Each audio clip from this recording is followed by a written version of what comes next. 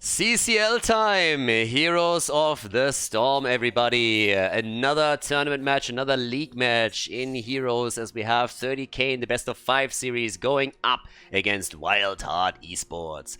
On the left side, we got BBJ on Anduin, Hazu on Tychus, Ty on Deathwing, we got Fury on Johanna, and Liam on Diva. As over on the right side of the map, it's Zergling for the red team on Rexa, Unaverted on Gul'dan, Funds on Zagara. There we go.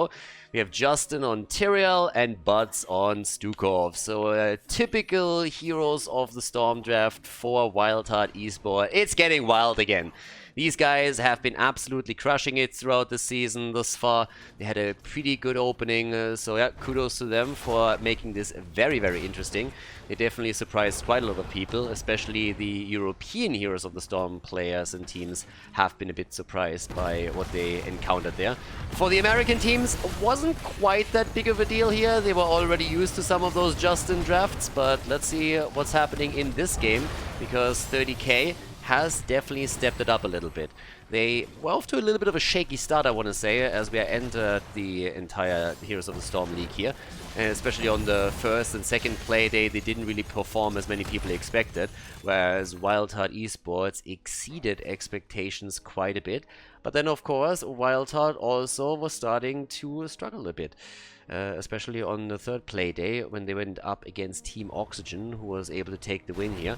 Now we have Misha down at the bottom of the map, Zagara spreading creep, Ty on his Deathwing moving down to the bottom.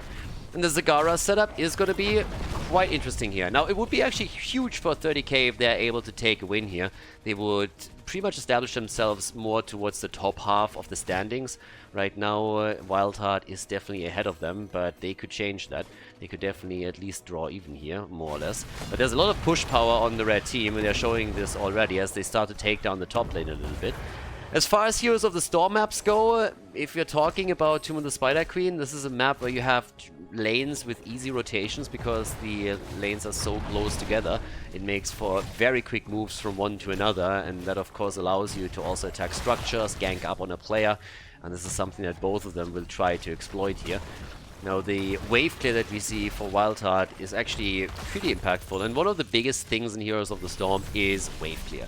If you have a good wave clear setup, then you can just outperform an opponent on rotations, on lanes, and always pressure them to defend, whereas you then secure yourself a bit more space on the map and can, for example, turn in gems and so on and so forth, depending on which map you're talking about.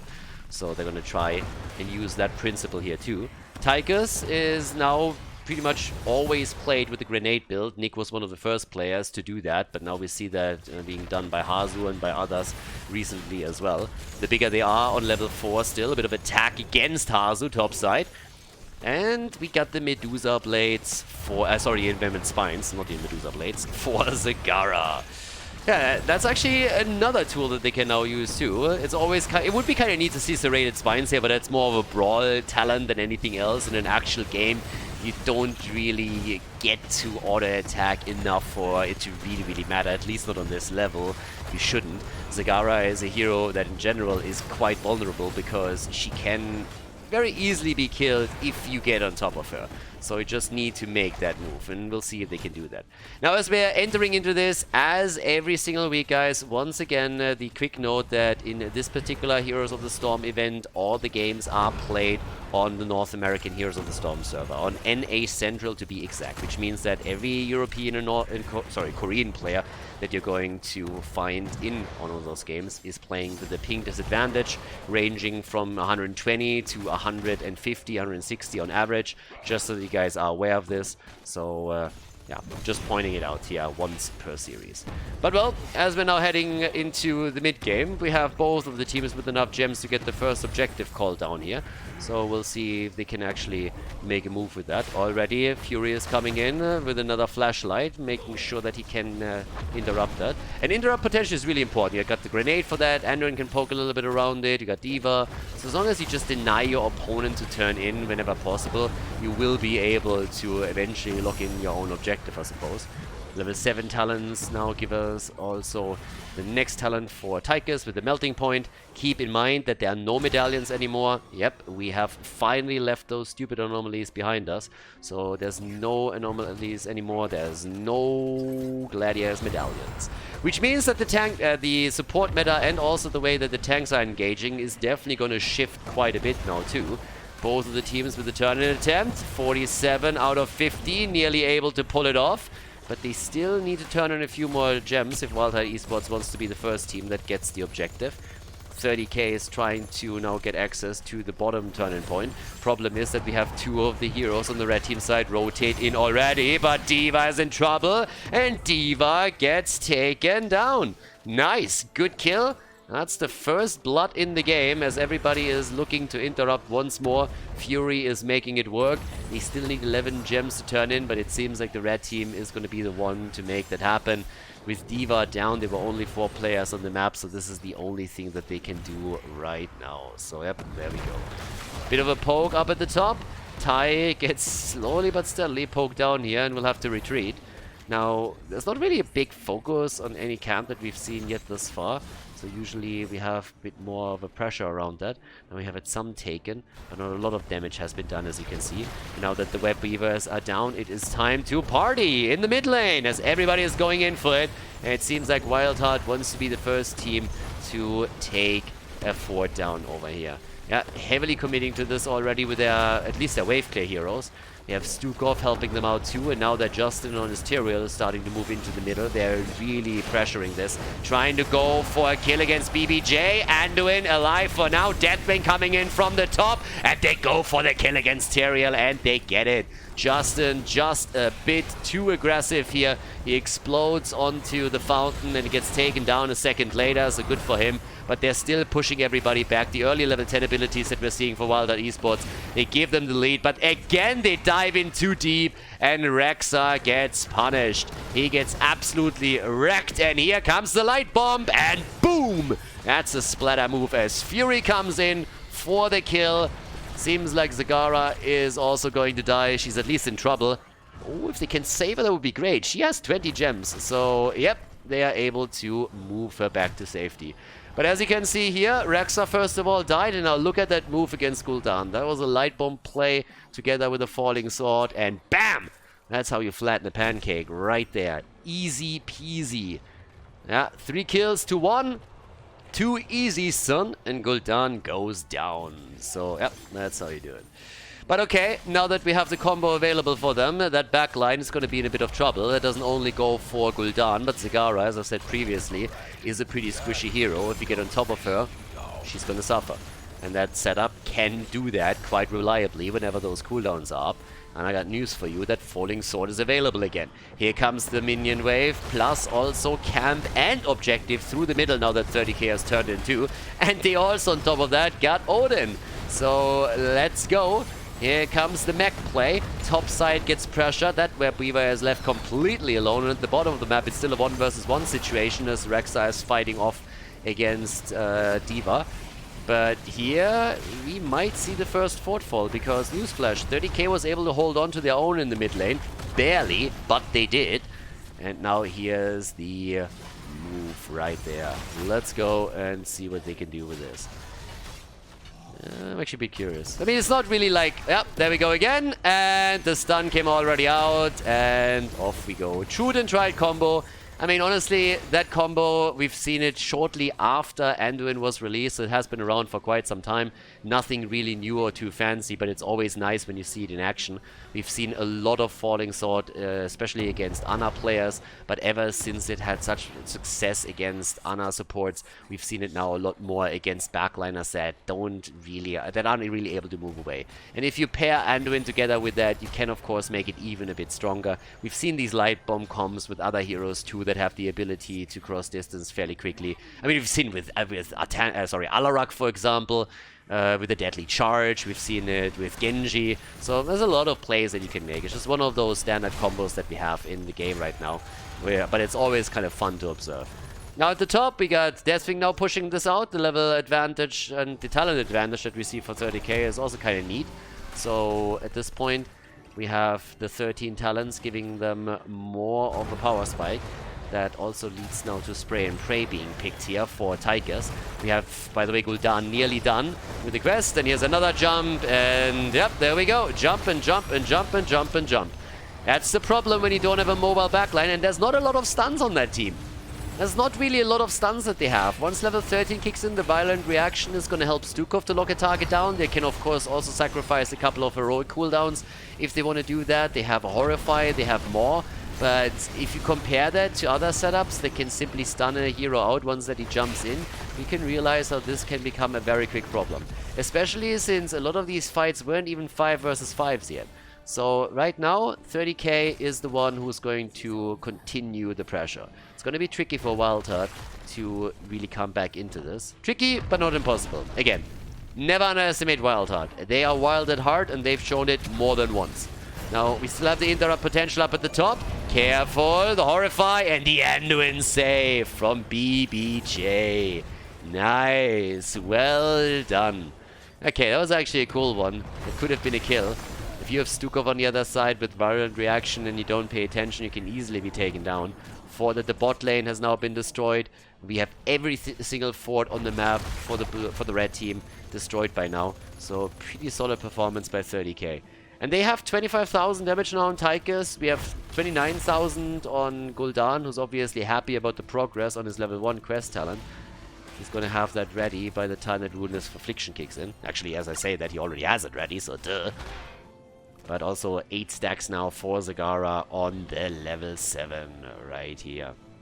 But yeah, let's have a little bit of a look of how they're going to play this out from here on out. Because again, this is a half level 2 and 16.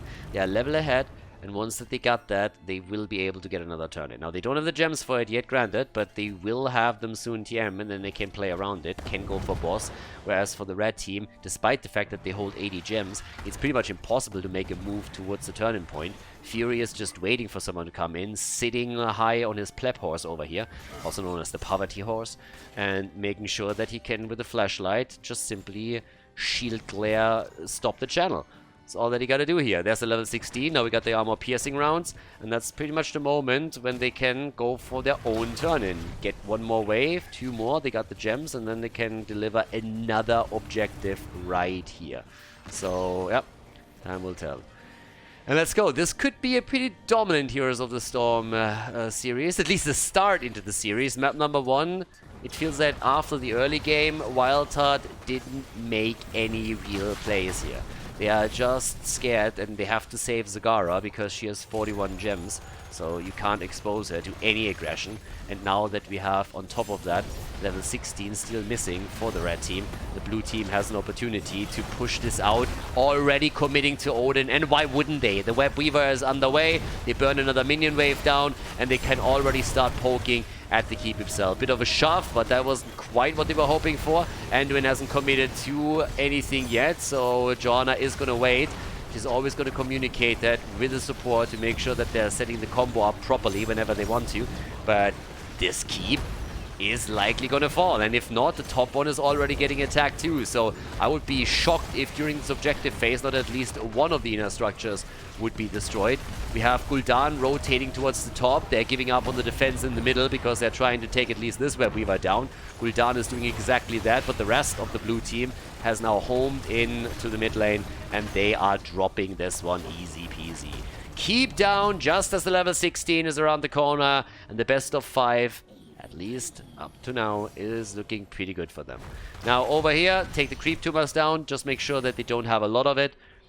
You never want to give your opponent, when they are playing Zagara, a Jaedong style creep spread, or you're going to be in so much trouble. I mean, not only does it provide vision, but also all kinds of advantages. So the vision alone is a huge no-no. Now they're trying to invade the camp here too. A lot of confidence at this point for 30k. And why wouldn't they have that confidence? Look at Zagara. She's already low. 50% HP. If we see another Falling Sword Light Bomb combo, she'd be dead immediately. They're playing around that camp. They're playing that slow. They're buying their time too. 114 gems in the hands of Wildheart Esports, which means that if they get a turn-in, they pretty much have a double turn-in at this point already. They are 1 gem shy of getting 2 turn-ins in a row if they can deliver all of it. But that's the big one, if they can, and it's not so sure that they do. So camp is taken at the bottom of the map. They're pushing this back through them as well. We still have another camp taken, so this time nothing happening here. 35 gems for Zergling, 44 for funds, and yep, this one is still standing. Now the fight itself on the right side, they're dodging around this little corner here the entire time. This is where both teams don't make a play. They're a little bit afraid of moving into the choke point, especially for 30k, of course. It's something that they don't really want to do because they go up against Maw and Horrify and Sanctification, but they want to keep the opponent away from the turning points for as long as they possibly can, so that they have a chance to get the level 20. Bot lane is pushing as well. Yeah, that jump didn't quite work out for the front line. There's the Maw as well. The problem is that Zagara is completely isolated, pushed into a corner, and she is going to fall here, isn't she? Oh, yeah! That's 44 gems down. They drop the Sanctification and save the gems, which leaves Unaverted and Buds now with most of them. There's a rotation down to the bottom of the map, as it seems, but apparently 30k is just simply happy to trade for boss. So now we're gonna see one of those good old plays where the red team will turn in. Will allow 30k to defend against the Web Weavers, but 30k counters with a boss at the top. That's at least what you would expect, but they are trying to interrupt this, and right now they are actually working it. So the boss at the top is nearly taken. The turn-in hasn't happened yet. This is a disaster for Wildheart. They wanted to trade. They wanted to trade a turn-in for a boss defense, and they're now not getting that. So with level 20 just about to hit, it's gonna be incredibly difficult to defend this. I mean, the keep is down. The keep is down. The keep is definitely down. There's nothing they can do with it. It just feels like the draft that Wildheart Esports has set up here just doesn't work out. As important as wave clear is in Heroes of the Storm, at this point, it's just the engage and the teamfight potential that we see from 30k that reigns supreme here. They are the ones forcing the fights, they are the ones winning the fights easily, and the idea of Wildheart to just take control through wave clear and run the objective didn't work out for them. 30k played this a little bit too well, and now the red team is paying the price for it. Now the keep is gone, and even with level 20, we got 30k for the re-engage now, and it's a big one! Nice play by Jojo. The condemn comes in. Maw was a pretty decent counter, and they nearly get the kill against Anduin, but it's Gul'dan that falls. The pilot is still able to make it out. Deathwing is deaded, so there's at least that, but with 2 keeps gone, they can still retreat and call it a win. They traded some kills. There's 104 gems still in the hands of Wildheart Esports. They have 42 already turned in, so that's a pretty solid situation for Web Weaver Wave. But there's just pressure on all lanes now with catapults, and that also translates into the bot lane where we have the keep attack too. Now they're gonna save this, of course, but still, there's gonna be some extra damage. And even if just the fountain falls, it's always tricky if you're starting to do structures like this.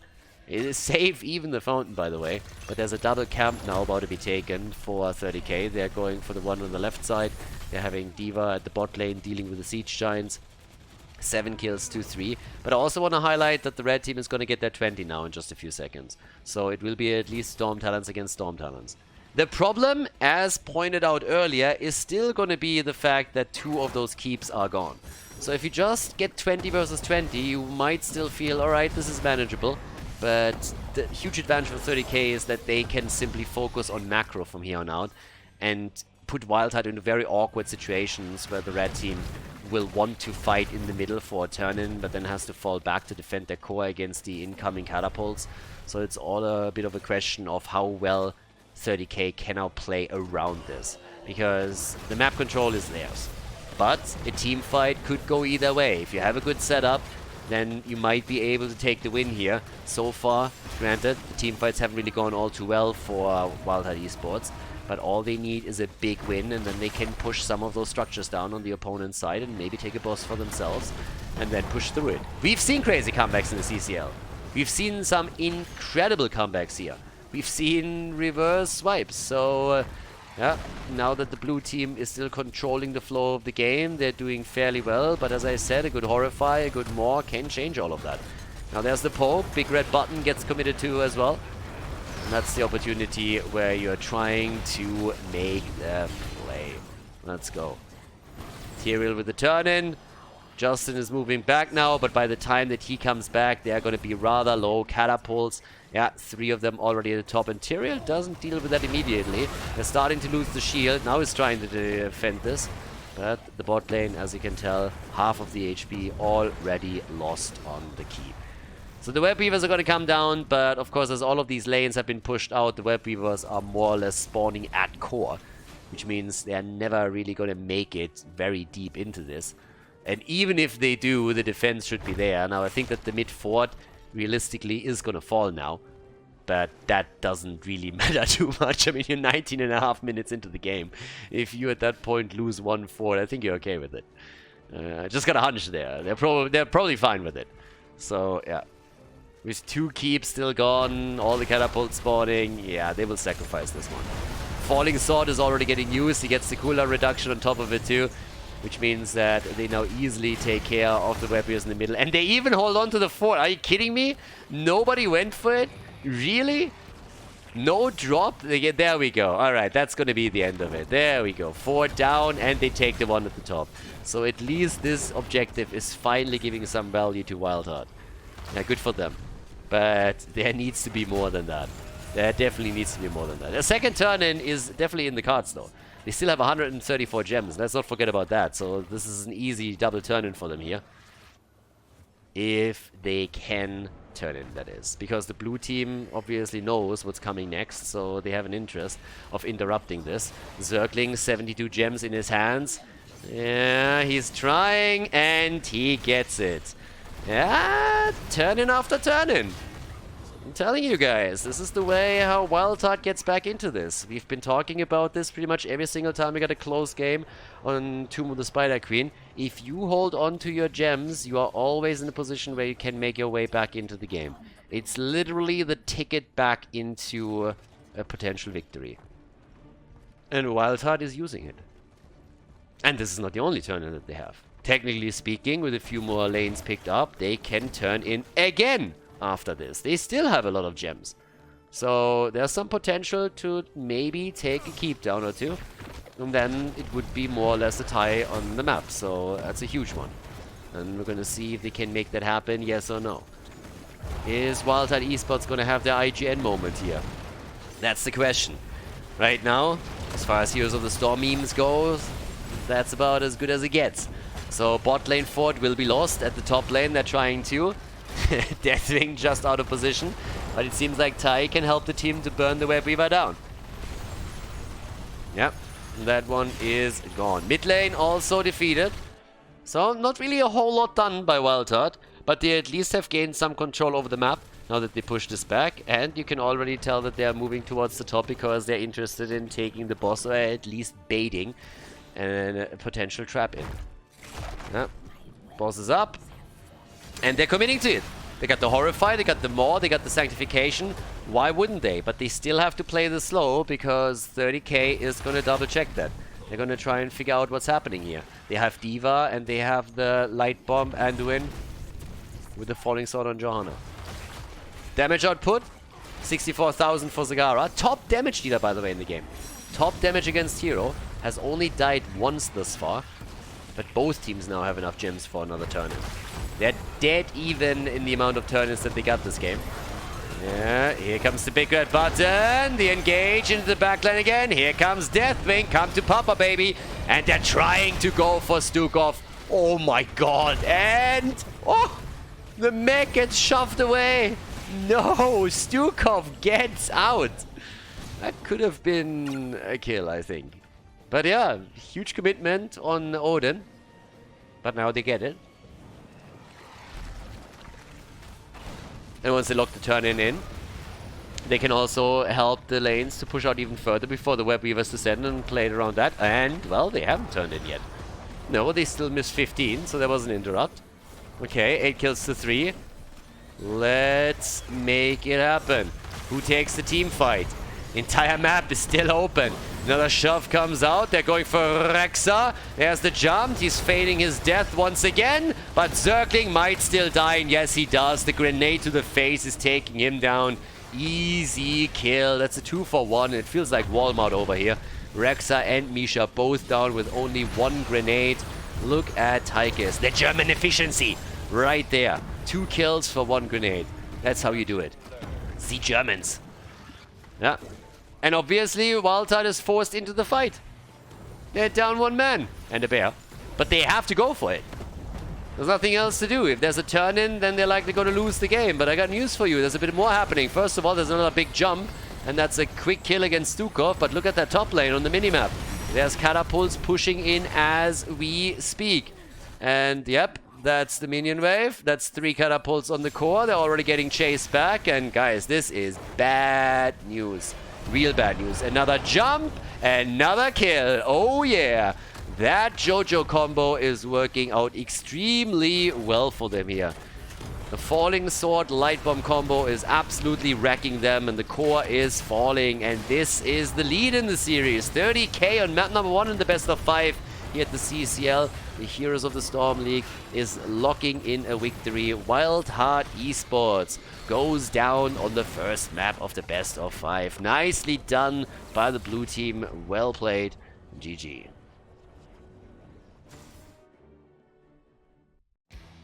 Before we head into game number 2, make sure that you subscribe to the channel if you haven't done it yet so you don't miss out on any future content here on Khaldor TV. Game number 2. A bit more Heroes of the Storm here with Battlefield of Eternity. A 2-lane map for us now as we're jumping into the second game of the Heroes of the Storm best of 5 between 30k and Wildheart. On the left side, BBJ on Stukov. We got Liam in Urel, Ty on Tigers, Hazu on Greymane, and Fury is playing ETC. On the right side of the map, Funds on Medivh. We got Unaverted on Sylvanas. Buds is playing Malfurion in the second game. Zergling on Rexa, and Justin is playing Diablo.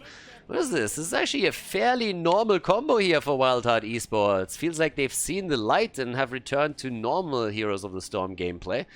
It's not really that crazy. Normally we are kind of used to getting the most insane drafts from them. Where's the triple melee that they normally play? This time we have set up with Medivh, so it's a potential ley line into Apocalypse. It's one potential combo that they could use here. There's of course a few others that they can play around with too. We have on level 1 the Devil's Due coming in for Justin. We got the grenade build again, also the prog rock. Spray game on point, as you can see. Urel, the space goat, has already fallen to the top and should be able to escape here. Liam, yep, he's not being caught off guard at all. Liam is fine. Liam is pretty solid on those off lanes. He's doing a great job on those. And at the bottom of the map, of course, the 4 versus 3 continues. Whereas Funds is just full on in bird mode over here. Baseline stats for Medivh, we're gonna have a bit of an eye on those and see if he gets the stacks together for the quest completion or if they're able to take him down before that happens. Camps are of course now important as the 1 minute mark drops. But yep, let's have a bit of a look of which team gets what here. With the rotation of Rexa down to the bottom of the map, it seems pretty obvious that the red team is gonna lock this one in. But Urel with Greymane, they might have a chance to take the top now that the big bad wolf is making the rotation towards the top, so there's that. Yeah, Wildheart was from the get-go the team that came in with the interesting drafts and just showed everybody that you can play some crazy style and make it work. The Europeans, as I said previously, were caught off guard a little bit, much to the amusement of the American players who said, well, we had to deal with this shit for years, so now finally you have to suffer the Justin drafts as well. But honestly, as the season continued, it felt like all of the European or mainly European teams have started to adjust to that style, and it became more and more difficult for Wildheart Esports to take opponents down, so they struggled a bit more. They didn't have the surprise factor on their side any longer. Doesn't mean that their drafts don't still work out, but at least in this case, we have a fairly normal draft by them. Granted, it's a Medivh setup, but still. Now, we have the bigger they are already taken. And on the same note, we now have stacks coming in for Rexa with the Hunter-Gatherer and Diablo with a Life Leech over here. Yeah, the teams, as usual, going for the Shaman camps. But it's going to be interesting. Now, I also want to highlight this. I have to talk about this later anyways, but I already want to prep you guys a bit. So when we're talking about some of the teams, keep in mind that there have been a few more player changes. It's honestly one of the things that I probably like the least about the CCL, that teams are allowed to change or to swap out players twice during a season. The season is only 7 weeks long, playoffs aside for a second. And both times they're allowed to switch 2 players. So that means that you can switch out 4 of your players, which honestly to me is a bit insane. It kind of, for me personally, destroys the competitive integrity a little bit, because you will have teams that face off in the first 2-3 play days of a season against a team, and then the teams that face off against the same team at the end of the season can encounter completely different players.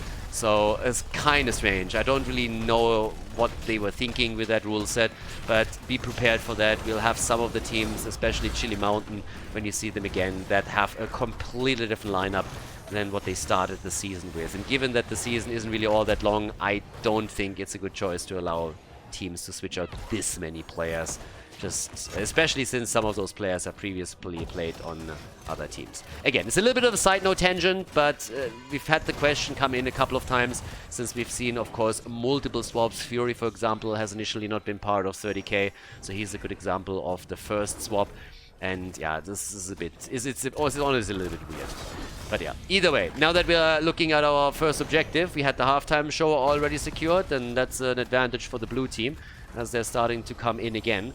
Of course, going to attempt to poke that one down. Urel is pushing out the top lane. That's kind of neat, honestly, because they're going to get the early level 7, which will allow them to use the talent advantage to lock the first objective in. Or at least that's what they're going to try and do. Bot lane, Rexa still sitting tight. A couple of grenades are being thrown around there as well. And yep, this should be it.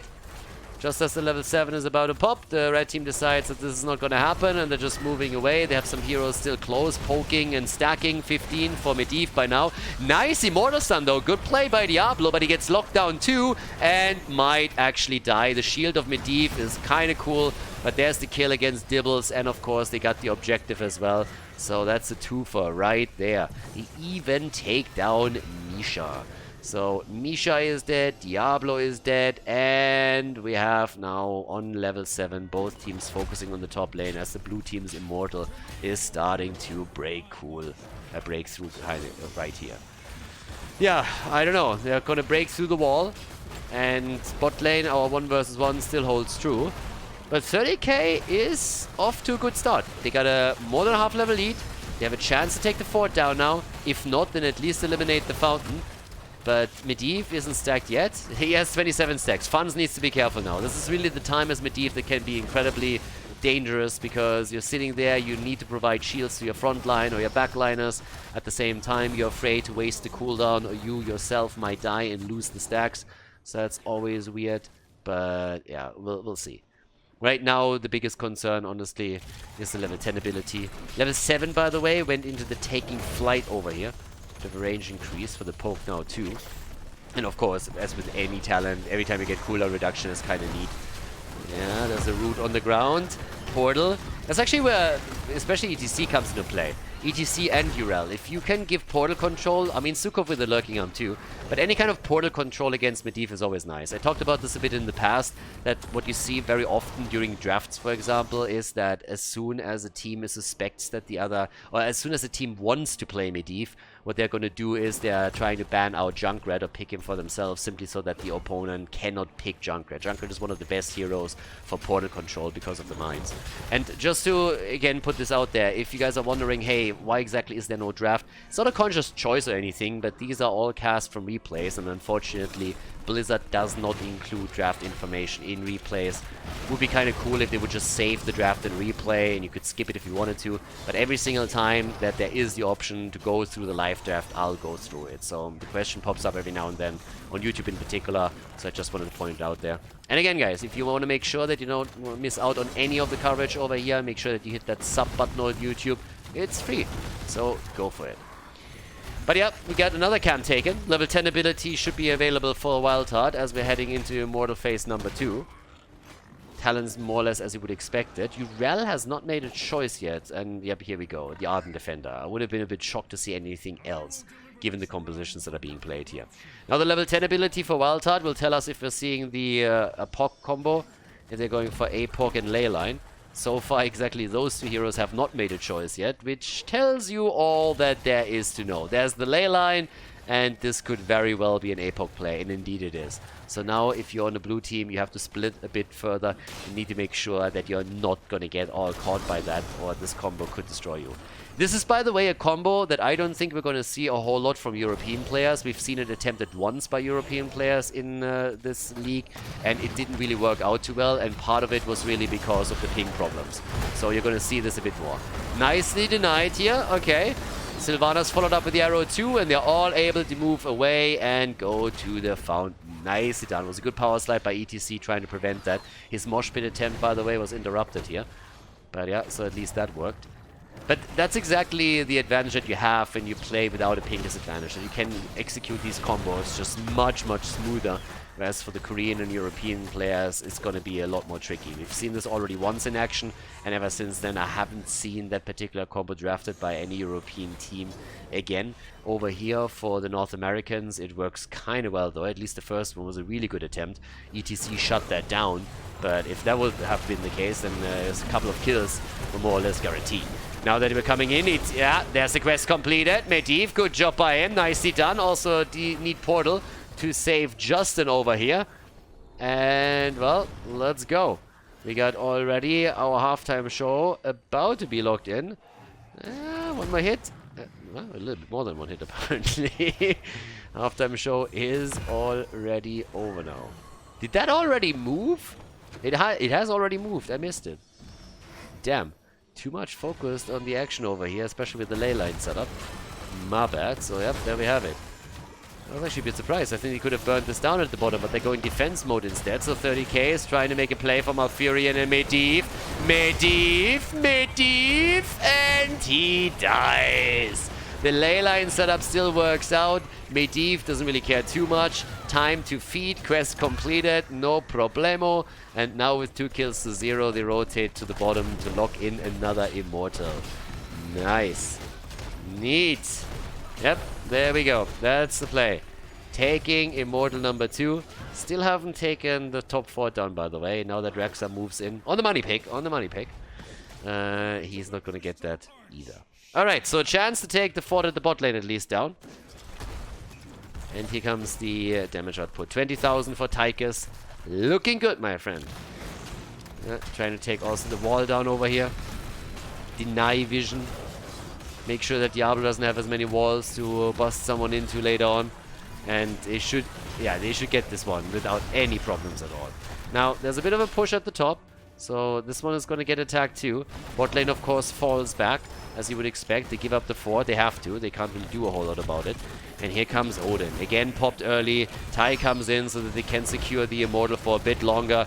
Liam is checking the dust over there, sees if anybody is sitting in the steam vents. That's not the case either. And they will break through that wall. They might even do some damage to the keep itself. If they can get a kill here, that would be the absolute dream. Misha is the first one to fall.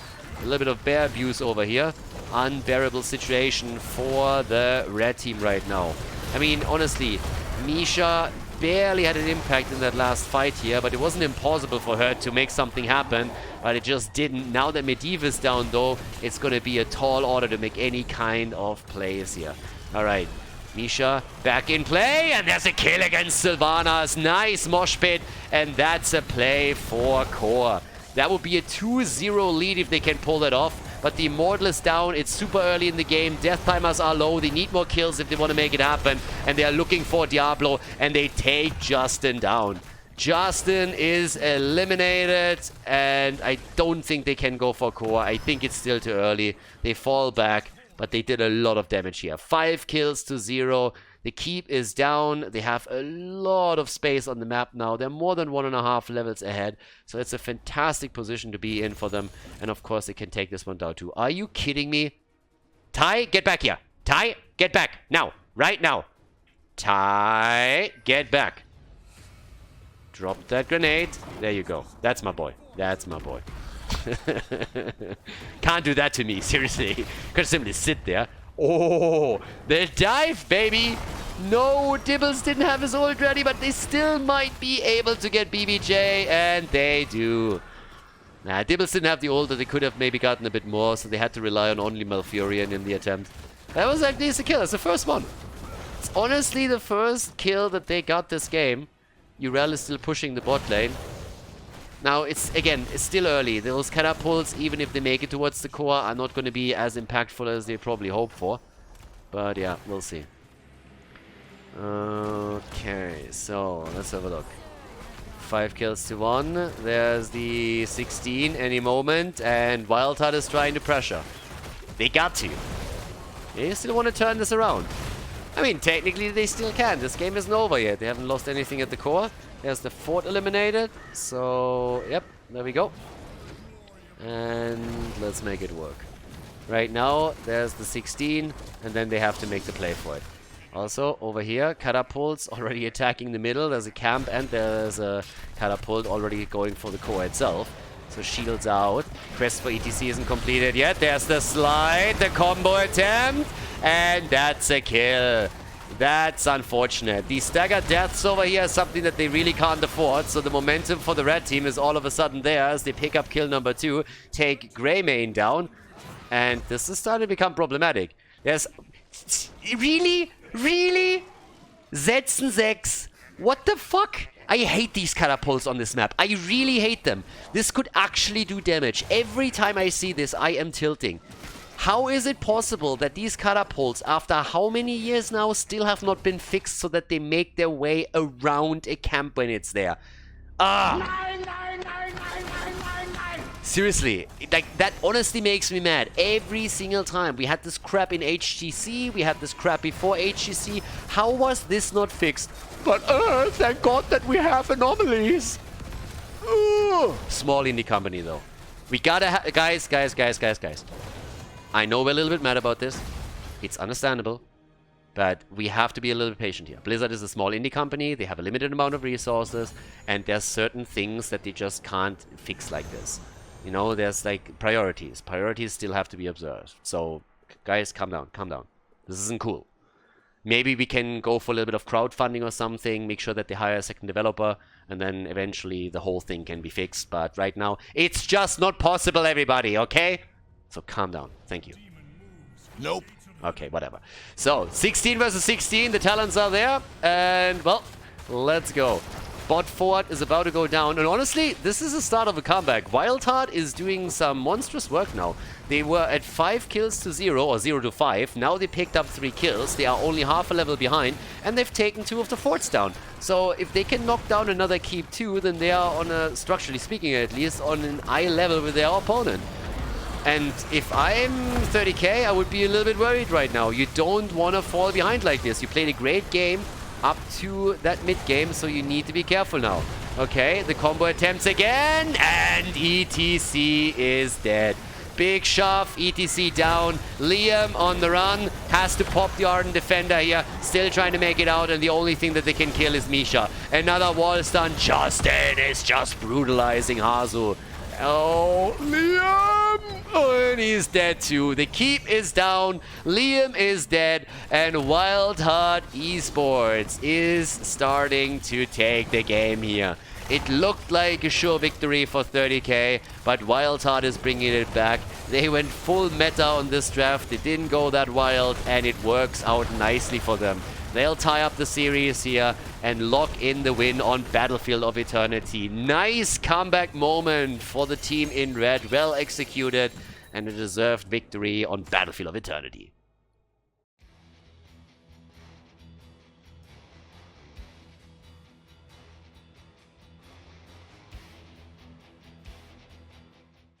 Game number 3, let's go. Yeah, our little Heroes of the Storm series over here is tied as we head into the third map of this tournament match.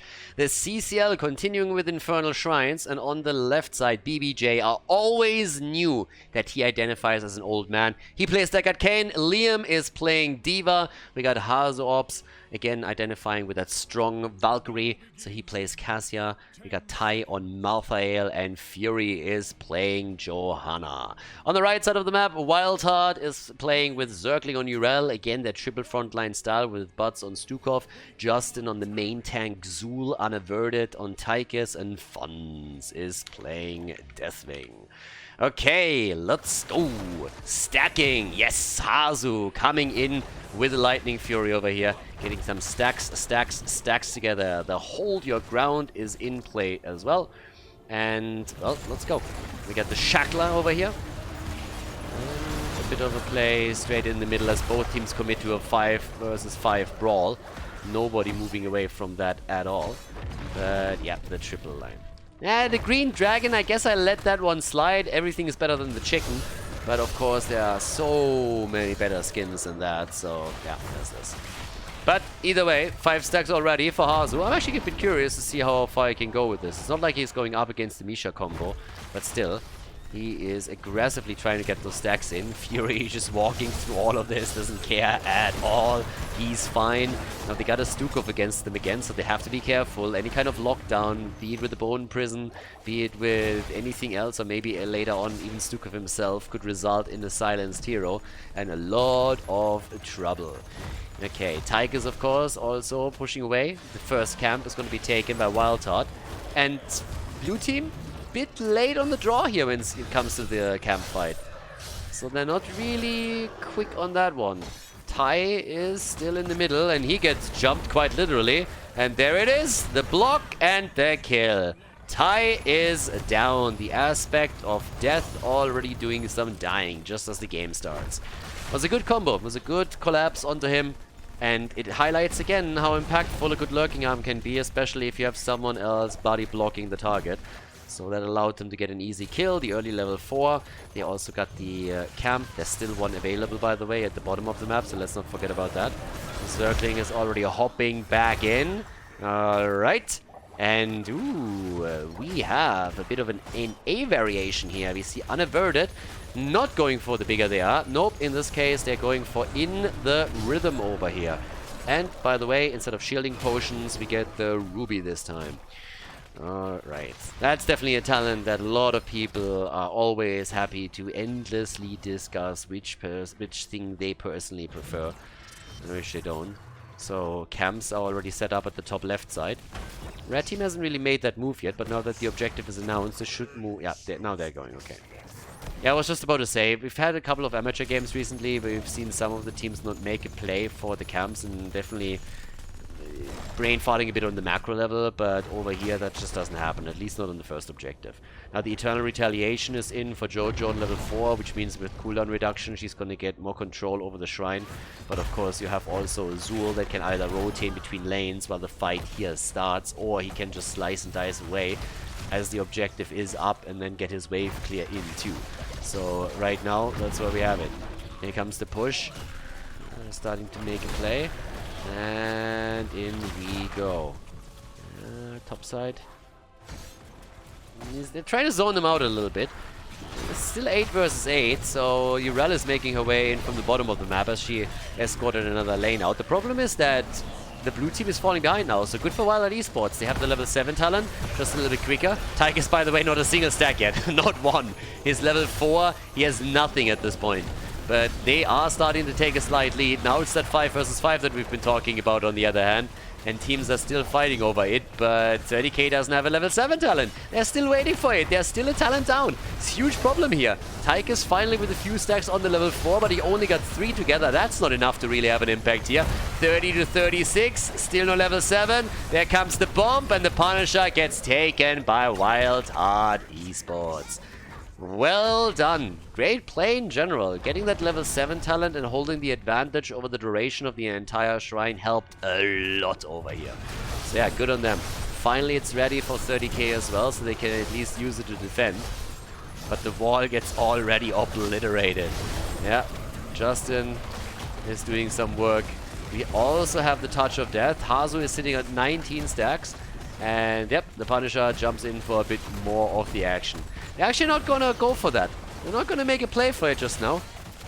Kind of wonder also how Fury is gonna play it in this case. Because in the last few games there were of course always opportunities to make a play with the falling sword again. In here, not really all that much. I mean, you can still start to attack Stukov, but at least Tychus is going to dash out, and Stukov might also simply shove you away. So I would be a little bit careful before I commit to the falling sword over here, especially since there's no combo attempt. A good blessed shield might just be the better option in this case. Bottom of the map, Jojo again. Thanks to the cooldown reduction on the Condemn, is going to do a bit of work. Top side gets pressured, and another wall opened up by Wildheart Esports as they're doing their thing. Yes, in comes Liam, bzz, boosting away. Okay. Circling, they are slightly ahead. It's not a huge difference though. Fury again with the pleb horse. There's so many cool mounts right now. You need to commit to something, my friend. Doesn't have to be the money pig. I mean, it's still the best mount, obviously. I mean, nobody really contests that. Nobody in their right mind would ever say that the money pig is not the best mount. And if somebody says that the money pig isn't the best mount, then you know they're not in their right mind. That's pretty much the litmus test right there. So, either way, pleb horse, that's a no from me. Come on, Fury, you're better than this. There's so many cool stuff. Even Tiger over here. Ride a cool Tiger. Okay, level 10 is in, and the next objective is going to be set up soon as well. Funds, yeah. Trying to take that down. I mean, Wolven Flame is kind of cool for this, but of course you need to ensure that nobody is close enough to attack you. If they collapse onto you and you die, then that wouldn't really be worth it. There's the level 10 abilities now. The Valkyrie, the Blessed Shield, obviously both can be used together. You can set the stun up with the Blessed Shield, then Valkyrie can follow, and they have also a last rites after they get the damage in, so I like that too. And yeah, on the other side, it's again the Poison Over. Old Man already on the way back. And up at the top, that's where we got Liam setting things up now for them too, making sure that those minions are not going to get lost. Need to grab all of that XP. And I guess it's going to be Malthael who holds the bot lane for just long enough and then joins up at the top fight. This time it won't be with the talent advantage. Wildheart is not going to grab that level 13 in time. But, well, let's go. 23 stacks for Hazu. Kind of praised him a bit in the early game. Honestly, he had some really sweet stacks super early on. But after that, there weren't really a lot of fights where he could stack. Now he's sitting at 24, which isn't really insane. We're already 7 minutes into the game. That said, for Tigers, a similar situation is playing itself here. 14 stacks. Not really a new record or anything at this point in the game. Objective announced topside. Both teams still going for the cam. Damage output. Got 12,000 for Deathwing. Totally rocking the numbers here. I mean, Cassia has 7k. That's pretty much it. And yep, up towards the top. Everybody is already getting in position, and Ty is, of course, just looking at Deathwing is like, you are mine, baby. I've been drafted just to take you down. Yeah, big boy. Show me what you got. Urel on the way in. Alright, there's the root, there's the hit. Fury makes it out. A little bit of help from Deckard Cain. And they're making the play now for the shrine. Diva is already at it. Straight with the Bumblebee skin over here. Definitely the best Transformers movie. That's not even a debate. Just a fact. But, well, 1 kill to 0. 8 minutes in, only a single kill, but he has the setup, and that could be kill number 2. They're trying for the Stalemile, listen for the isolation, but they don't even need it, the last rights. But again, the counter action from Wildheart as they're looking for a kill. And they are about to take Fury down, but he survives. Fury actually survives the fight and makes it out. But this was so close. And honestly looked like Wildheart would be able to pick up a kill too. But it got denied, and now 30k has the numbers advantage. And even with Odin being used, they are looking strong here. Odin comes in. Can they get that kill? Hazu. Yes, there it is. Hazu is down, and BBJ barely escaping that attack. Urel, yeah, she's picking up an X-Talent. The 13s are there. The advantage for Wildheart Esports once again on the talent level. And Zul is back to business too. 37 stacks. They should be able to get it, but they're losing Malthael. 39. They lock in the objective, but it should easily be defended considering the fact that 30k has lost 2 heroes in this fight. So, yep, there it is. 13 talents. Again, where's the bait over? Well, didn't even go for that this time. Fury is sitting there saying like, can you use a shield clear? Maybe I can save it for a couple of seconds. Mid lane, that's where Yrel gets attacked. Seems like Liam wants to at least take some structures down. The top Mortar Punisher is doing a little bit of work here though. And, well, Yrel, oh, she actually got caught by the Valkyrie here. But is able to make it out. Liam on the way back too, gets stunned out once. Okay, D.Va, careful baby. Yeah, a little pilot here might be in danger. Here comes the engage. And they could go for the kill. Hazu is low, Yrel dies. BBJ, yeah, gives himself a potion. There is the unstoppable frames for Malthael. But Cassiat gets dropped either way. 2 stacks on the other hand for Malthael's level 10. That means a 10-second cooldown reduction all ready for him. So good job. That's could be quite helpful in the late game. Neither team has taken a fort down. Zul is trying in the mid lane. He's actually getting close. Neither team has succeeded yet. And here comes another Odin setup. In comes Tychus. Let's go for the damage, baby. And that is goodbye fort. Yeah, they gotta get this one. Fort down. Nicely done. And that opens the map up just a tiny little bit. Damage numbers definitely higher for Wildheart.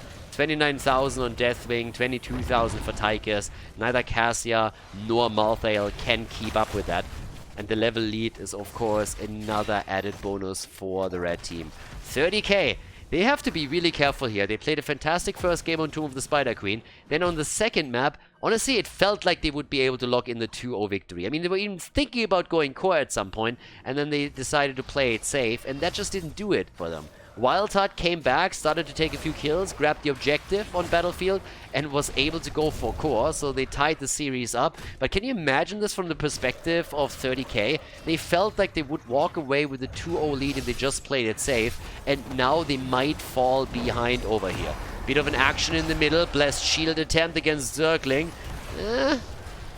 Yrel not impressed. The Space Goat is not impressed at all. The bot lane, then again, is very impressed with this push because that's the wall destroyed.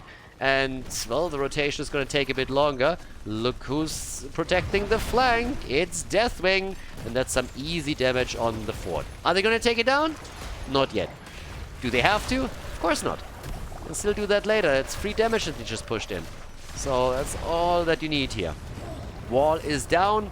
There's a little bit of a poke with the Molten Flame, and they might still be able to drop this if they stick around a bit longer. D.Va is busy in the middle. She can't help. 16 talents, sizzling attacks, 16 now on both sides. And we get the Soul Collector plus the static electricity again. They're starting to re-engage on this one. Couple of seconds and then Blessed Shield is going to be up again. The objective spawns in the middle this time. Only one team has a fountain in the middle. Only one team. Only Wildheart Esports. 30k, they lost their fountain early, so there's nothing there. Still, the move is coming. We're having them take position here. Yeah, adjusting with the Sopa. Cleaning up the mess over here. And it is party time. Let's go. Let's see which team takes it. The initial lead goes to Wildheart. They still have Odin up, so they can use that. They also have the Poison Nova. And once again, Odin gets popped. Straight in for the R button. They're locking down D.Va, dropping the mech, or at least trying to. Not quite successful yet. There comes the explosion. A gap in the middle. Nice grab by Stukov. Well done with the violent reaction. Deathwing is trying to chase them down. Connects deep and tries to go for them. The old man, BBJ, and he's down. So is Cassia. Easy peasy double kill for Wildheart.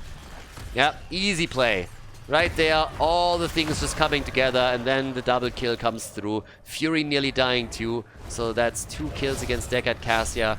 Plus they get the objective, they take the Punisher, and they take a camp in the middle of the map too. Big push now coming in. This is a powerful one. This could very well mean the end of the first keep in this game. Especially since another 10 seconds until Deckard Cain and Cassia are both back. So they open the small wall up just to give an opportunity to the rest of the players to lock another player down. If they can get a staggered death here, that would be a nightmare for 30k. But they're starting to come in. They drop already the Mech Pilot. In trouble! Liam barely survives. Might not be true for the keep here. They're going for Fury too. They're trying to take him down as well.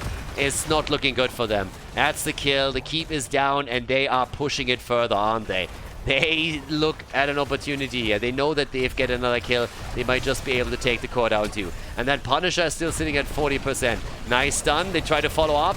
Can't quite. But the core is losing HP as we speak. They might fall back after all, but they're still doing some solid damage here.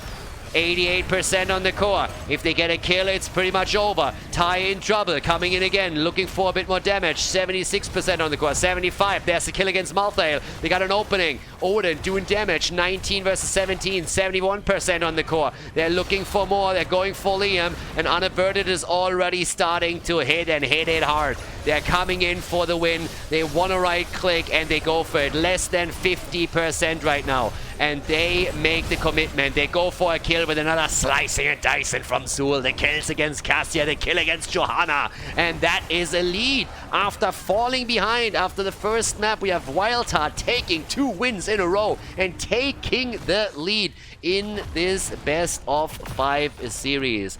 Whittling the core down slowly but steadily. 10 kills to 4 and a victory on Infernal Shrines for the red team.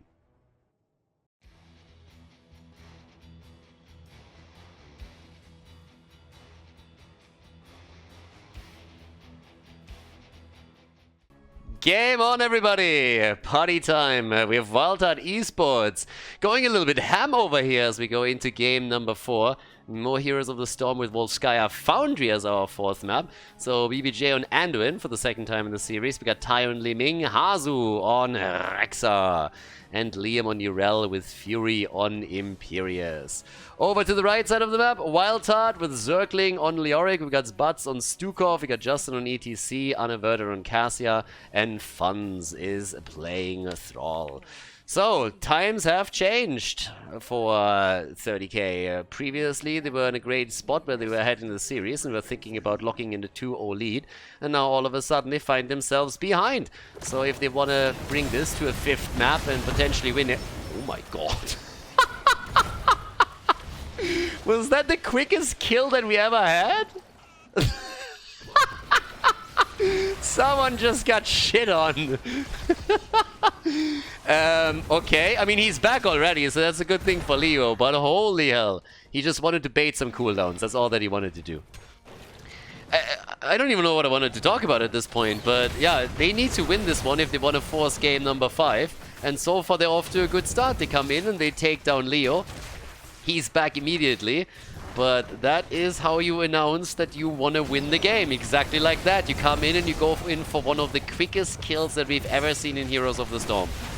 I think there was one back in the day that was a little bit faster where a Forstead player flew in a little bit too fast and was just blown up upon arrival.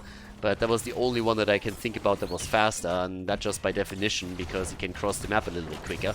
So this does definitely take a spot in the top 3. 2 kills to 0 thanks to the kill that we saw against ETC now. And it gets wild at this point because that allows you a free healing beacon. So they get the healing beacon for free. They can still take their own camp even in a reasonable time frame. That is getting a bit crazy now. Yeah, that's getting really weird because that's an opening for 30k. That's pretty incredible. That's a lead in experience that will give them an earlier level 7 talent. I mean, again, I know we're talking about level 4 first, but level 7 is when we're gonna see the objective up, so they will have the early level 7 unless they lose a few heroes now. And they have an advantage also on the items. It doesn't get much better than that. That's a really, really good opening for them here. So, yeah, good job. With that said, we got block on level 1 for ETC. We also have the charged strikes for Cassia. Trolling Thunder for Thrall. And, well, Thrall is already trolling around a little bit up at the top lane, but he doesn't go down because Fury can't connect the stun here. Triple front line, maintaining Imperius as usual. Why are there still people around, by the way, that think Imperius is a side laner? I mean, Imperius can be a side laner still, but by now he's pretty much a main tank. I mean, that bad boy is being played nearly exclusively as a main tank. And honestly, I think the only way, or the only moments when I still see them in a side lane position is on amateur games. But on top level, maybe 1 out of 50 games where you see him in the side lane. So yeah, he's a main tank. And ooh, we got the paralyzing rage over here. That's a talent to my liking. Yeah.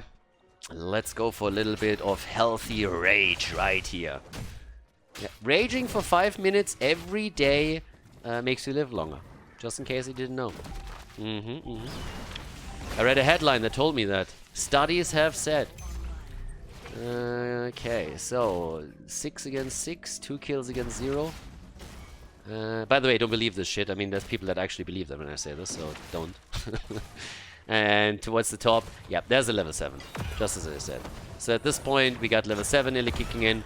We have at the bottom of the map, Rexa now also sitting tight here.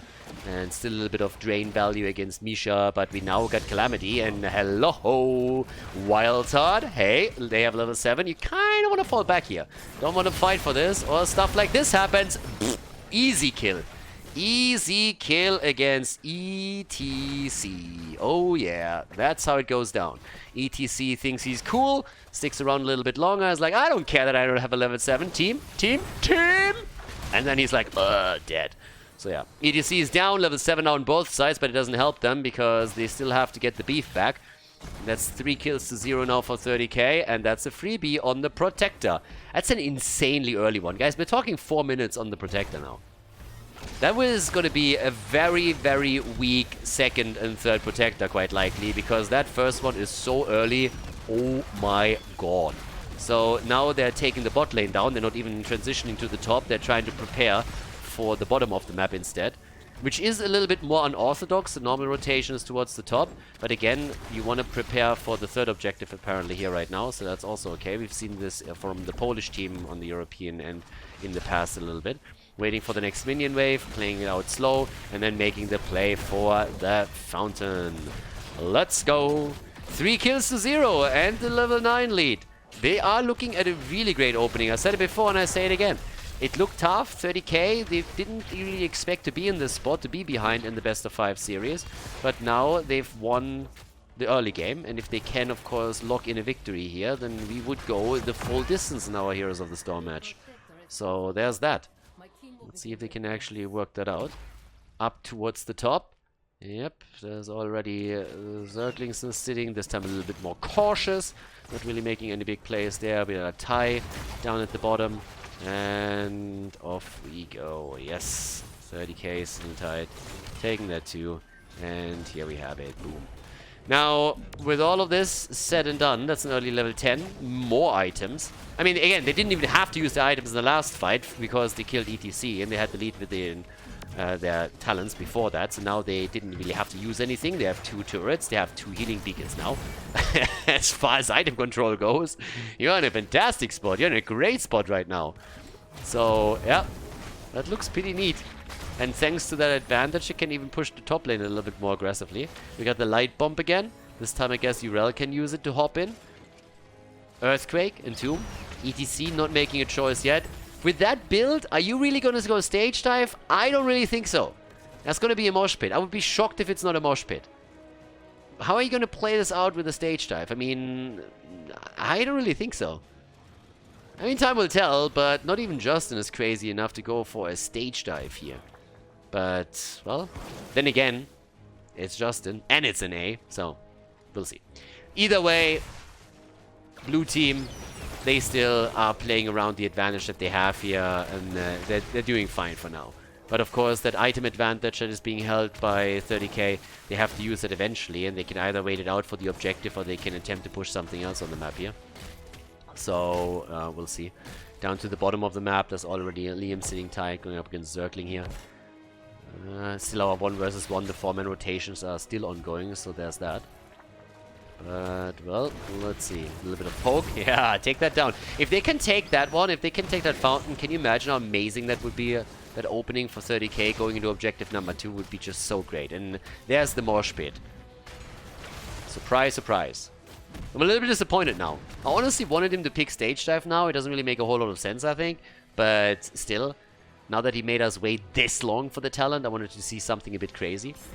Now there's obviously... Oh, wait a second. ETC, careful. Yeah, they're trying for the play. Here comes the Earthquake. Rexa with his own ult. Entomb in the back. Misha down. And he needs to go for the beacon. And he survives. They dropped 2 items on it. But nobody has died. But at least a good bait from Wildheart, baiting 2 of the items out. There's a slide. Mosh pit. Alright. Interrupt attempt. And Urel is dead. Honestly, it feels like she had enough time to hit that to hit that ult. But might really be the ping disadvantage. Again, we've been talking about this a little bit, but seems like there would have been enough time. Either way, as I was about to say, there's always like this weird story that some players have, especially when you're playing on a bit of a lower level, that once you have a certain amount of CC on the other side, you should never go into mosh pits. Obviously total bullshit. I talked about this just the other day. ETC with a good mosh pit, you can play that even if there's 5 interrupts on the other side. You will always force your opponent to hold some abilities back. You can use the mosh pit like you've seen just now against Urel when you lock down a player that is isolated from the rest of the team somewhere on the map and can guarantee your team the kill. And you can play around the opponent's cooldowns too. You just have to play a bit less aggressive with your mosh pit than usually. You can't just slide in and drop it or you're going to be punished for it. But yeah, this idea that you hear sometimes, it's like about the same myth that, oh, never attack the tank or stop focusing the tank and stuff like this. So obviously, yeah, it's something that lower level players, amateur players sometimes think, but definitely not true. So either way, they're looking for an opportunity here for the next item. And they're actually about to get a kill against Justin if they can follow up with another lockdown. But nope, Stukov, he is also saying no to this. Another Earthquake, and now Fury is in trouble because he's not going to be able to get out of this that easily. Fury goes down, good kill. And Liam has to drop his own ult as he gets attacked. That got tricky. And they lock him down and take him apart. Well done. Nice kill. Nice double kill. That was actually really good fun. Wildheart once again making the plays, and just look how they are able to lock her down here. The Entomb first, that jump didn't really work at the beginning, and then Stukov just followed up with the Lurking Arm, and that allows them to take the 3rd kill. Now we're even in kills, and they have taken the lead in experience. It's actually kind of crazy if you think about it. And for 30k, that's a disaster. They took the early game lead, they took the early protector, everything looked fantastic, and then these things are happening up at the top, and now all of a sudden, the game is getting turned around. Now, you can see also the massive difference in Heroes experience. And this is really showcasing again how impactful it can be when you're killing a hero. The early game kill didn't give a lot of experience. Now we're later in the game. There was an advantage in experience for 30k. So thanks to the underdog bonus and everything, Wildheart got a lot more out of those 3 hero kills than 30k did. So there's a huge gap between the two, and that allowed them to not only close the gap, but also take over in a lead. They rotate down to the bottom to prepare for the next objective as well. Their own fountain has been destroyed, so they're trying to take this one down too. The level 16 talents are now ready for them. And yep, there we go. That's the opportunity to not only take the fort down. We have a full drain setup, by the way, so we're getting the Unyielding Despair and the Crushing Hope. That honestly scares me for 20. We've seen that already once, and they moved away from Buried Alive, which is just the talent. Maybe they are reasoning that since we have on the other side BBJ with Anduin, that he can always pull a target out, so it's not even worth to go for that. But it honestly felt always just absolutely nuts to me that some of the NA teams and players think that it is a good choice to go away from Buried Alive, which is one of the strongest, if not the strongest level 20 upgrade.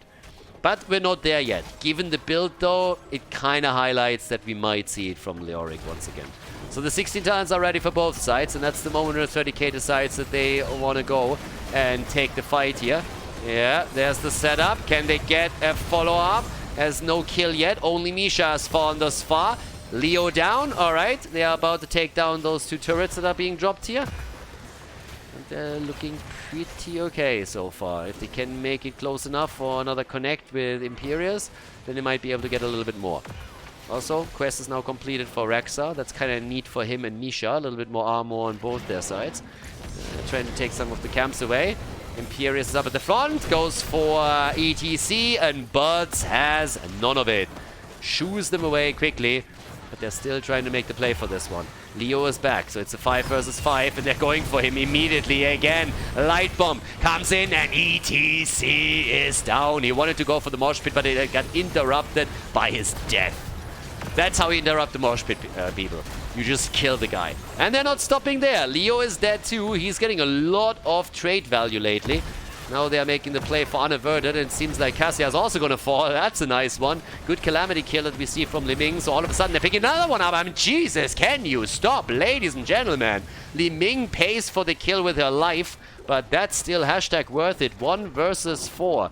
They're getting kill after kill, making the play for Stukov, now moving in towards the bot lane and trying to take the keep wall down too. All of a sudden, 30k is ahead again. They've taken the lead in experience, Uriel even rotating topside to take more XP, and they are starting to look a bit better. It's a back and forth here in game number 4. First we had 30k taking an early lead, then the turnaround by Wildheart, and after the second objective was gone, it was again the blue team that started to take the kills and destroyed the bot lane fort and even opened up the keep wall. So good for them. They're ahead again in experience, so this is getting a bit crazy. We could see that 5th map. I'm talking about it at the beginning, but we could definitely come to that 5th map here. 8 kills to 5. And that 3rd objective normally allows you to take a keep, and sometimes you can even go for core. Now, as I said, this is a very early objective. We are now 13 minutes into the game, and the objective is already being called at the bottom of the map. So it's not really scaling hard, but that means we still could see them destroy the keep. It's a little bit weird. Well, Sky is a weird map, honestly. Sometimes you can end with a 3rd objective, especially if the objectives have been delayed throughout the entire game. Normally, the only thing that you are trying to get is the keep itself, but it's a question of whether or not there's a fight beforehand, if you can get a couple of kills, for example, and also if you're able to lock in a talent advantage together with it. So yeah. There's another one about to be taken now too, so off we go. Here we have it. Boom. Let's take that down as well. And down to the bottom of the map, there's a first move in by Wildheart. It seems to me a bit that the blue team is going to try and go for the level 20. And that's honestly what they should do. They're so close, and it takes a while to really channel through here. So they're going to go for the level 20 talent. They're going to make their play after that. And that's pretty much what we're going for now. So, well, we got in the middle, careful. Thrall is riding the golden cock over here. But, well, has to also move away. There's always Wind Fury for him. There's an option to move away from this one. Yeah, Thrall is again a little bit cocky.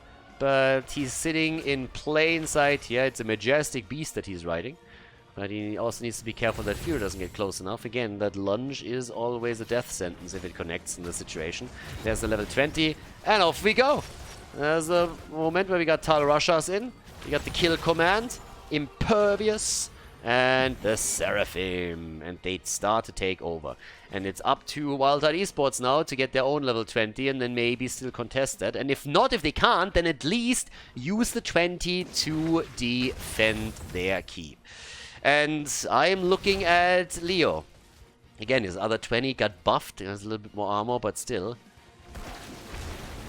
Here we go. Wall gets opened a bit further, Catapult is still there, and Leo is the one. Rotating top, rotating middle, pushing the lanes out a little bit, trying to get the 20, and off we go. And he did it! Burning Despair, there it is. Why? I mean, again, he has the 40 extra armor now, the Protector is taken, blue team has it, Burning Despair over Buried Alive, and Leo comes in, survives, drops everything that he has. The armor is helping him to stay alive a little bit longer, but I think he's only delaying the inevitable. He's down. We're already at Justin trying to move in with the tour bus. That didn't work either, and they are on the retreat. So right now, here's the move, straight in for the keep at the bot lane. I feel this one is a given at this point, especially with Leo gone. But can they go a bit further? Can they pick up another kill? Cassia has the highest damage in the game thus far with the 45,000. The keep is definitely a goner, but the big question is still, can you go core here? And that is a tall order right now. Your objective is down to 47%. They might be able to scratch the shields a little bit, but Leo is going to be back in another 10 seconds, so I think it's highly doubtful that they're going to make any kind of play. Again, there is no Buried Alive. Honestly, the threat of the Buried Alive alone is such a massive problem that the opponent has always to be so careful and really position them very, very differently during a fight. But now with Burning Despair being chosen, all of that is gone. So, huge. I honestly feel like this is a huge relief for 30k.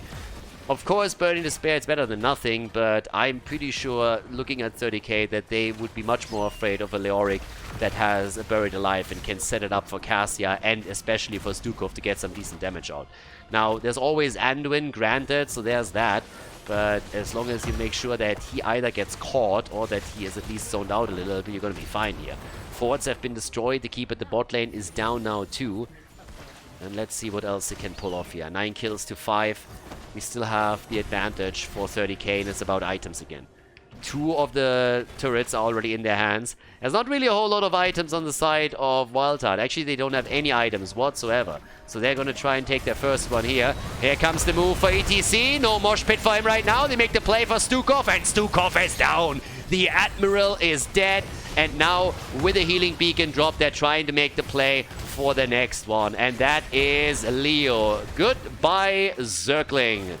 Yeah, Zerglings are usually the first ones to fall. It is rough. That's why we normally see them in bigger numbers. But he is very much so alone, and he is dead again. That's 2 destroyed. And that's either core or it's them opening up another possibility at the keep. Lunge attempt, mosh pit, baby, interrupted. It doesn't matter. There's the kill against Urel, and that's how you make a play. Nicely done. Job well done by ETC. Look at this. Beauty. Justin sees an opportunity, set up by Thrall, and then Justin says, well, if you want to die, be my guest. I'm going to make it easy for you. The item is still taken, though. So the item is in, and, well, let's go. So on the left side, that's where we have another camp about to be taken, which means that outside of the one turret that they just claimed, they're going to get another one. So that's how many? That's like 3 turrets. 3 turrets for them. No healing beacons anymore. And again, it's about as good as it gets, right? So you got 3 turrets that you can use now. And off we go. Damage output, let's see how that has changed. Li Ming has probably popped a bit more damage in 41,000. Not too bad. Tai got a couple of neat kills with Calamity in particular, but he just doesn't hold a candle to what we're seeing as a damage output for Cassia. It doesn't surprise me that Anduin hasn't died yet. He's really good at running away. He usually plays around the French defense and is pretty good at that. But Thrall hasn't died yet either. And he has a good damage output too. So Thrall, our boy at the front line, has not fallen once. Good job. Nicely done by Funds. Yeah. Here comes another attempt. Oh, careful. Yes, Fountain is down. That was the main goal of this attack. Take the Fountain down because the next objective spawns in the middle of the map. So you want to eliminate that if you can. Urel topside. Gonna do her thing now too. Alright, there's 1 kill. Try and get a little bit more out of this one. Another big play right here. Objective has been announced. Camp has been taken. And now they take their own. So that's actually a cool move. Because that could technically threaten the top keep. They have still their fort available. So there's catapult spawning for 30k.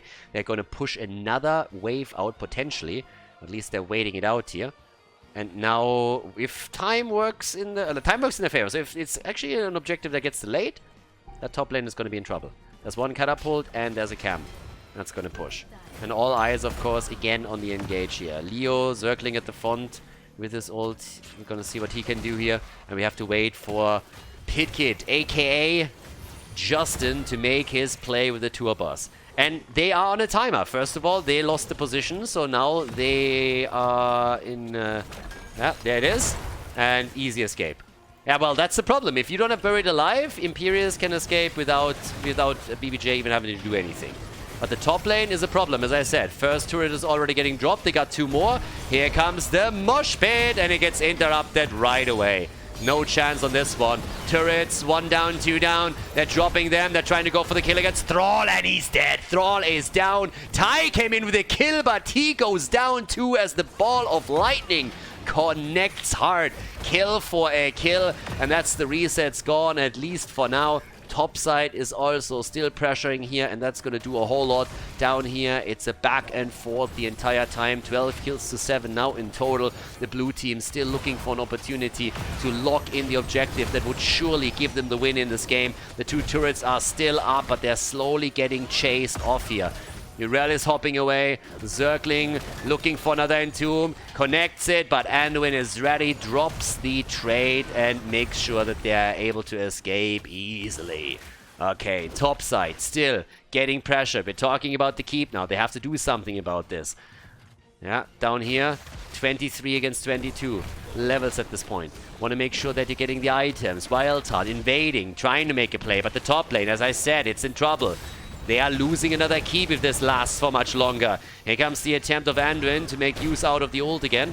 With another light bomb. Thrall is back and has to defend the top, which means that he is not going to go directly over to the checkpoint. Li Ming is also back. She's going to make her way straight into the middle, and I was wrong. Thrall actually says, screw it. He needs to take care of the catapults first at the bot lane, or they are going to completely take them down, which means that another catapult that doesn't know where to go. Right there. Keep is still gonna fall because they have to come back into the middle and fight for this one. But another item is taken by 30k. They're looking at a really good spot here.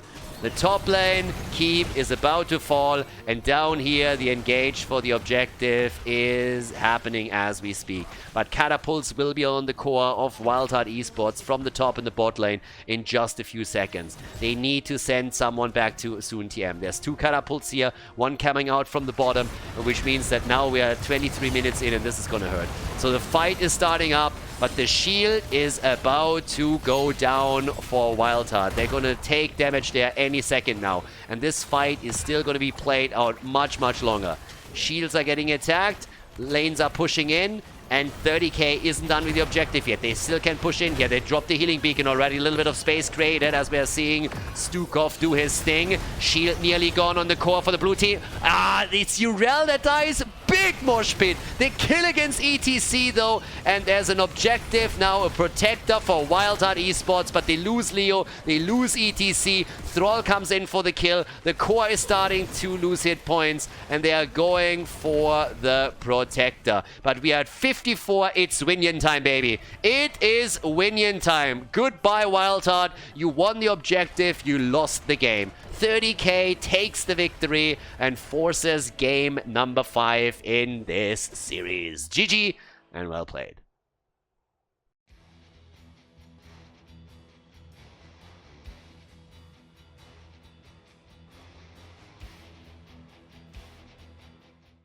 Game 5. We're going the full distance over here, ladies. 30k against Wildheart Esports. And Wildheart went a little bit too wild in the last game. I mean, not picking Buried Alive, sorry, that's too wild. You went too much in A, and if we learned one thing from HGC, one thing, it's that you never, ever go full in A. Anyways, 30k now on the left side with BBJ on Anduin. We got Tai on Li Ming. We got Hazu on Tychus, Fury on Johanna, and Liam on Blaze. And on the right side of the map, Wildheart, a little bit wild again, with Funds on Gaslov. We got Unaverted on Chromie, Buds on Uther, Zergling on Urel, and main tank Stukov? What? What the fuck is happening? I mean, I suppose they're still playing Uther as the main tank, but again, usually it's Justin who plays the main tank role, and I don't really think that Stukov wants to go for that. Granted, his auto attacks hit hard, but now they are playing a real weird combo. NA used to love this main tank Uther style. Of course, it gives you also a second support, so we have pretty much a double support setup for them. But this draft is out there. I mean, I'm looking at this and I'm asking myself what exactly the plan is over here. Going up against a normal composition, especially one that uses a Johanna and Blaze at the front, should make it really difficult to find value out of that setup. I honestly don't know how Wildheart is planning on winning this. I'm honestly curious. They had some wild drafts over the last couple of weeks, and especially initially, I talked about this in the previous games, they made it tricky for the European Heroes of the Storm teams to do anything here. But I feel that this is going just a little bit overboard. So I'm not quite sure what exactly is going on, but well, I'm here for the ride. Let's put it this way. I don't think that they are going to have a fun game, but if I'm wrong, it's going to be a wild ride, and I'm definitely here for it. So let's go. Now, there's a couple of theoretic combos at level 10 that they could use. It depends a bit on what exactly Gazlo is going to do. We can, I suppose, expect a Gravel Bomb again, and I feel Chromie might be able to follow up on that. It hasn't gone into a Dragon's Breath build or anything that would enhance it even further. You have Uther as a potential follow-up stun if he goes into the Divine Storm, which is also an option. But those combos, especially with the follow-up on Stukov, are always a little bit weird. Playing around the opponent, they tried it in the past a bit with some other setups. That might be a thing, but we have Tychus, which I kind of like in this particular combo. Fury gets taken down though, so that's at least the initial damage that works out quite nicely. Good 4 versus 4 at the bot lane and a decent start for Wildheart. But especially with Tychus and him popping Odin later on, a lot of those altar defenses should be kind of neat. So we'll see what exactly what they're able to pull off here. Also, in this case, of course, as Tychus is currently belayed by Hazu, we don't see that stacking process that we've seen when Wildheart played the hero, but now we're going into the bigger they are. Li Ming is going to try and follow up on that to finish off the kills, of course. So that combo is as you would expect.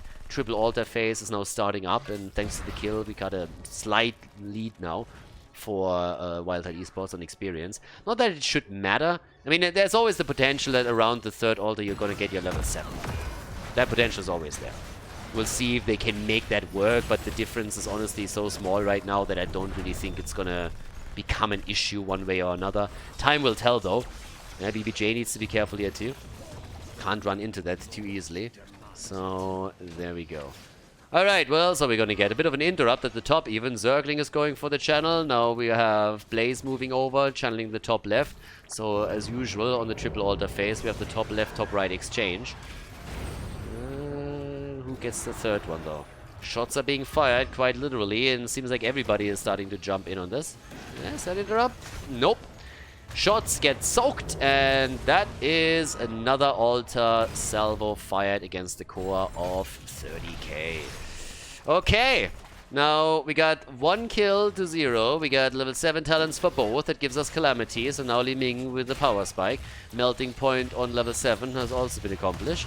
And in this case, we get the crossfire. Okay, a little bit more of a damage setup for Liam. Liam is honestly on the side lane pretty much a beast. Like, that guy has been playing so many games where he was absolutely the backbone of the team and helping them heavily. So that's kind of cool. And now it's all about the pumpkins for now. It's a little bit of a slower game. And honestly, it is understandable if you think about how we got here. This is game 5. This is the last game in this Heroes of the Storm series. So the CCL as it continues, we're on Playday number 5 right now. And yeah, you want to make sure that you win this one. It's especially important for 30k. They're still a bit behind on the match score when they are compared to 30k to Wildheart. But Wildheart takes the 2nd kill. Yeah, they come in with a rotation from the top and turning it into a 5 versus 4. Their rotational play at this point is just a little bit better. So good for them. And they use all the momentum that they have to push the bell tower at the bottom of the map. So 30k have to rethink their strategy a little bit. They can't get caught by a rotation like this. They need to make sure that Blaze either calls it early or at least rotates together with Ruel to the bottom of the map to turn it into a 5 versus 5. So that has to happen or they're going to run into trouble. The start, at least in this one, is good for Wildheart. Now, especially in this series, I feel that doesn't mean anything because we've seen so many turnarounds. If Liam doesn't get his cooldown, he's fine. Yeah, he's also able to jet out, so no issue. But we've seen so many turnarounds in this particular series that I am not going to call anything here yet. Now, it's a top left, top right exchange. Nobody is going to make any other plays here. Left, right. Easy channels on the altars. Again, there's not enough of an experience advantage to give an early level 10 so that they could try and contest this. So you gotta be careful with this.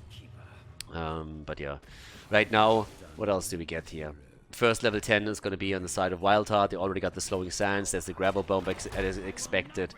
And they can try and set up a bit of a wombo setup. Now, it's not like perfect wombo combo or anything, but again, you got a lurking arm out there.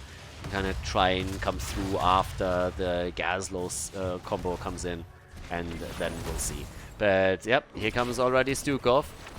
He can enhance this even further later on, and we have the same combo that we've seen in game number 1 and 2 with the Spider Queen. They're gonna go for the Falling Sword and the Anduin Bomb. So that might be pretty cool for that backline in particular. I mean, Chromie can always go into the timeout. But that being said, we've actually seen some of the NA teams not even use that. Yeah, there it is. There it is. Oh, yeah. And that's a kill. It should... Yes, thank God. I mean, for a second, I thought he wouldn't be able to escape here. But that's the combo right there. And that was well executed.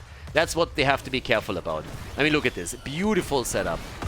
For 1 second, it looked like he might be able to get away, but that's exactly the kind of kill and the kind of combo that you need to execute if you want to work this. Now they have 3 kills to 0, and they are playing this quite well.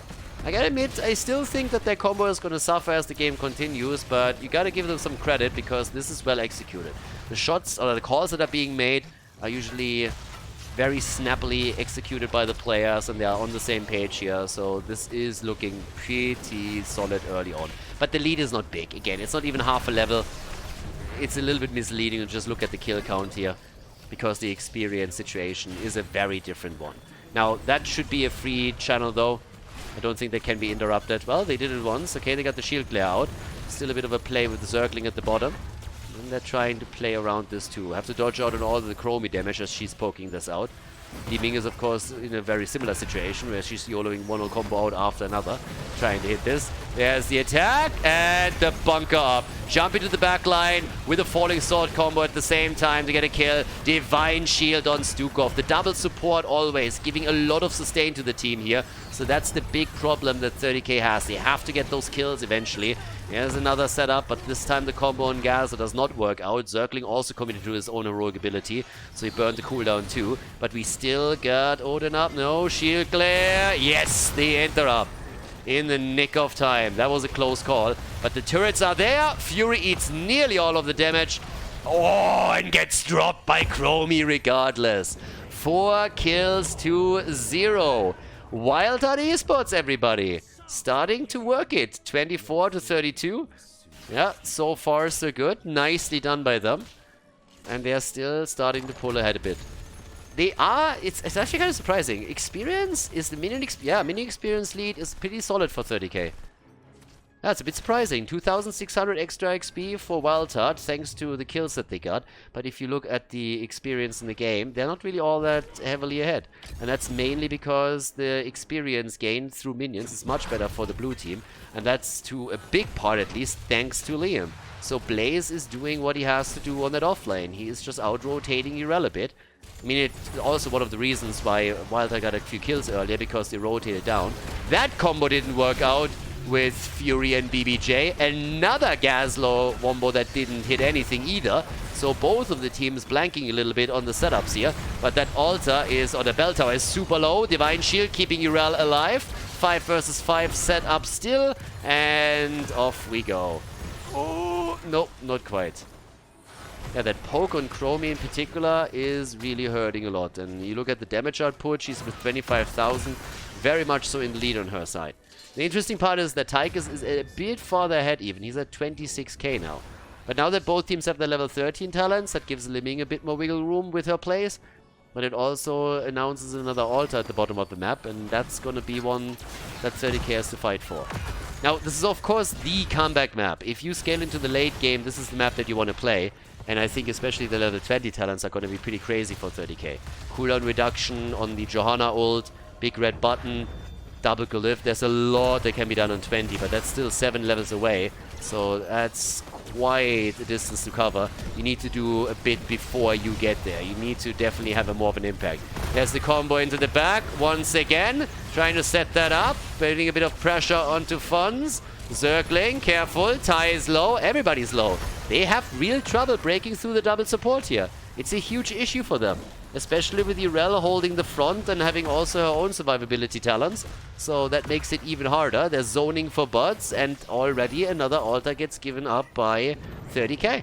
They let it happen. They're just saying, guys, wait it out. We can't fight this yet. We have to wait. And honestly, you gotta credit them a little bit for being disciplined enough to simply call it and say fall back here. But they of course know that they are now a bit in trouble. Now they're breaking through the mid a bit.